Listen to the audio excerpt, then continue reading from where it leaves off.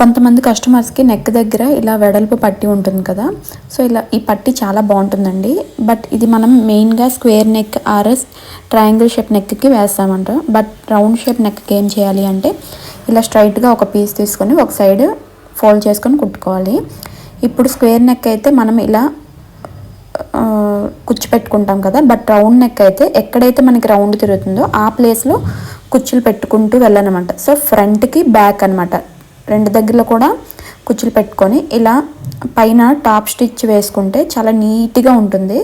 So ఇక్కడ నేను top stitch వేసుకొని చూపిస్తాను చూడండి, ఫినిషింగ్ ఎంత నీట్గా ఉందో. ఇది చాలా స్టిఫ్గా ఉంటుందన్నమాట.